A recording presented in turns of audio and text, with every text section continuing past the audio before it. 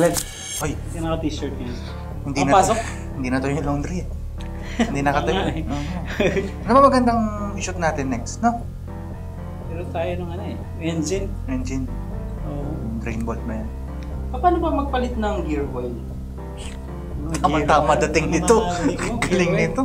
Ano ba yung mga kailangan para sa gear oil? Kailangan mo ng tools. Anong size? 12. Size 12 na wrench o kaya socket wrench. Siyempre kailangan mo ng gear oil. Kailangan mo ng gear oil. Yung ml din. 120. 120 ml. Ayan, gear oil. Specification is 80 or 80W or 85W by 140. Okay. By ba yun? By 140. By 140. Kung may ganun, by. So 85W 140. Second digit natin. Tapos yung merong special may hose. Yung akin gawa ko lang Oo. Pwede namang gumawa na lang, di ba? Meron ding gear oil kasi na diretso sa butas. Tapos pinitwist lang yun na yun. Tapos bababa na yung oil doon. Tama. Gusto mo Pakita natin, di ba? Mas maganda kung pakita natin. Sige, pakita natin. Panoorin mo para alam mo. Gusto mo talaga malaman. Sige, tara. Play mo. Play tayo. So ano yung mga need? Pan. Siyempre, oil pan. Tapos ang ating gear oil. Gear oil. Yeah. 12-inch wrench or socket wrench, pwede.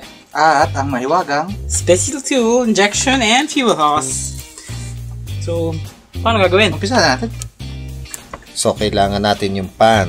So, ilagay natin siya sa ilalim para masalo yung langis. Then, yung screw, yan po yung tatanggalin natin. Yan yung drain. Drain valve.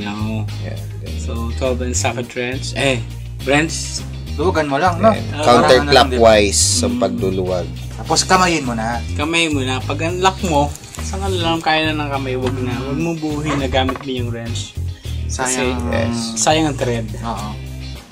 Yan. Then, slowly, lumalabas na yung gear oil. Oo. Diyan sa mapapansin mo yung mga rebaba, yung mga metal particles. May nakita ko mga itim-itim niya, bro. Kaya nag-zoom tayo Kita ba? Pero meron. meron siya. So, nakita natin yun. Tuloy mo lang hanggang mo. Then, afterwards, yung simula na siya pagtanggal, mag-clean. pwede mo din linisin yan kasi may mga dumi-dumi talaga yan, yung washer niya. Pwede rin palitan yun, Pwede palitan, Oo, pwede palitan yung washer nung drain plug. Napipipi yan tama? So yan, nakikita po natin yung dumi ng gear oil. 3,000 kilometers yan, mileage yan. Pero pwede pa, Pwede pa, malinaw pa naman. Ang alam ko nga 1 year kaya ng gear oil Alam ko lang, pero try natin ang 5,000 kilometers. Yan, since kung nalinis na natin yung nilinis mo na ba yun? Drain plug screw, then ibabalik natin yan using finger tight lang. Then afterwards, tsaka natin siyang gagamitan ng close range para i-tighten yung screw. Tsaka mo siya gamitan ng wrench. Yeah. Yan. Ang paghihigpit niyan is syempre as usual yung tamang tighten lang din dahil pag sobra namang higpit nagkakaroon tayo minsan ng problema, kung meron silang torque drive, nagiging loose thread yung ating tornilyo, yung drain plug natin. Sunod yung entry, ano ba tawag dyan?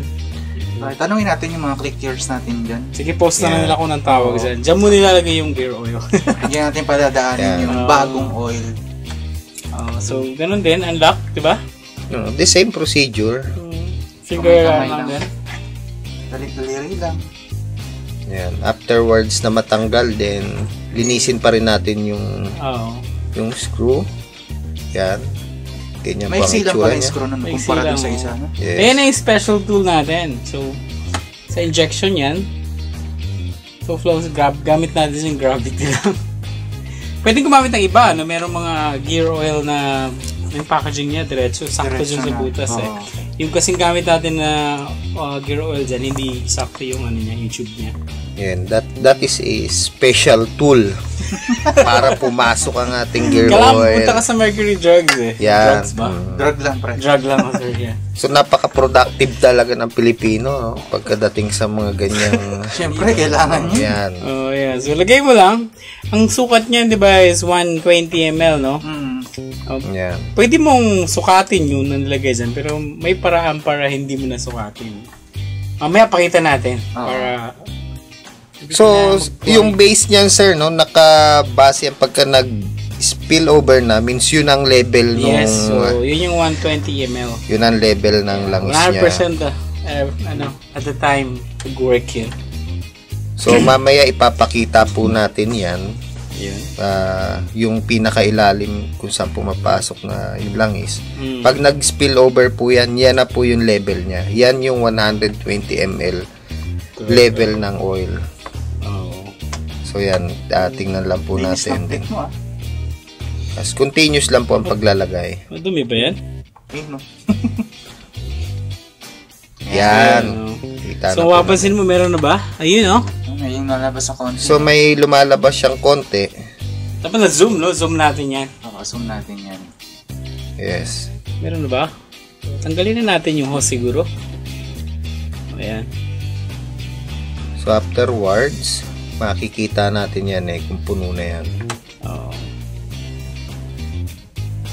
Yan. Pag may lumabas dyan may lumabas. So yan, may lumabas na po. Yan. Means nandun na tayo sa level. Yeah, so pwede mo na isara yan. Punasan mo muna para naman, ano? Oo nga. Punasan mo din para yan. Isa pa. Isa pang punas. Isa pa punas. So nag-spill over pa rin siya. So yan. So, pwede mo na isara yan. Pwede rin palitan ng yung washer niya.